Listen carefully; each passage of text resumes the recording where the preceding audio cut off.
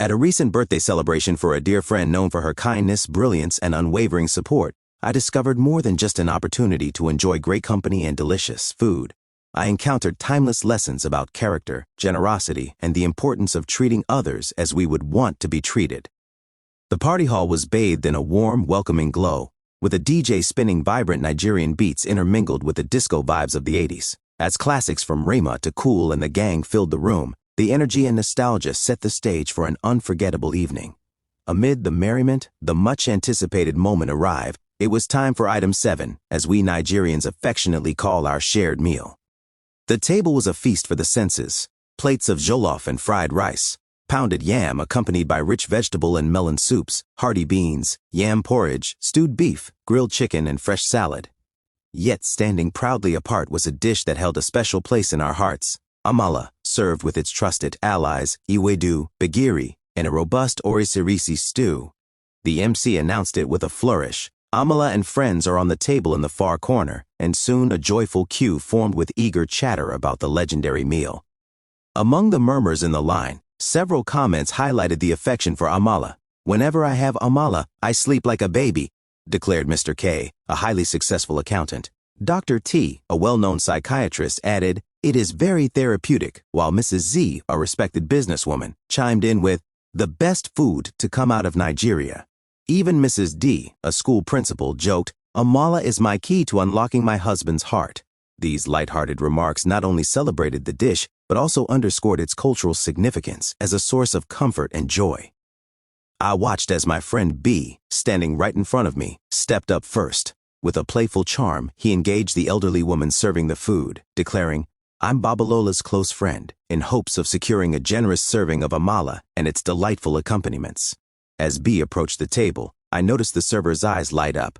She paused, smiled warmly, and then greeted me from behind B with a cheerful, "Hello, Mr. Babalola." It was in that moment that B realized she recognized me, not from personal meetings but through the kind words and recommendations of mutual friends. Her familiar greeting confirmed that our paths had crossed before in the realm of community goodwill.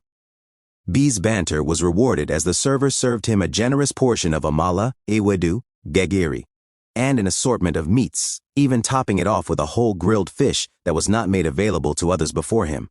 His effortless knack for connection and his playful use of my name evoked laughter and camaraderie among those waiting in line. Then it was my turn.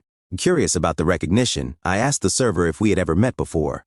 With gentle familiarity, she replied, "No, Mr. Babalola, but I've heard so much about you from my best friend, the one you once represented as a lawyer. Your commitment to our community has always been spoken of with admiration." Her kind words took me by surprise, and before I could press for more details, she graciously served me an even larger portion of Amala and its trinity of sides, along with an impressive grilled fish. "We may not have money to give you in return for all you do, but this is the least we can offer," she said sincerely. I thanked her for her kind words and generosity. As I made my way to my table, I couldn't help but tease B for his clever use of my name, even as another friend, L, who had gone off on his own for his meal, missed out on this unexpected generosity.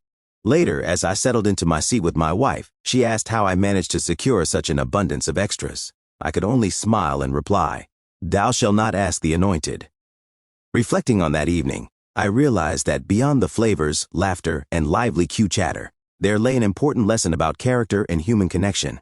Every act of kindness, every generous portion served without expectation, builds our reputation and leaves an indelible mark on those we encounter. We are remembered not only for our achievements but for the compassion we extend to others. The one who offers help or a kind word today might very well be the one in need of the same tomorrow. Moreover, consider this. The individual we may neglect or mistreat today could, in weeks, months, or even years, be the one responsible for our food service, security, employment, or healthcare. Imagine what such an individual might think about how you treated them. In life, treating others as we would want to be treated creates ripples that resonate far into the future, shaping friendships, communities, and even our own destinies. This story is a gentle reminder that kindness is a legacy. Every generous act, no matter how small, creates ripples of goodwill that return to enrich our lives in ways we might never expect.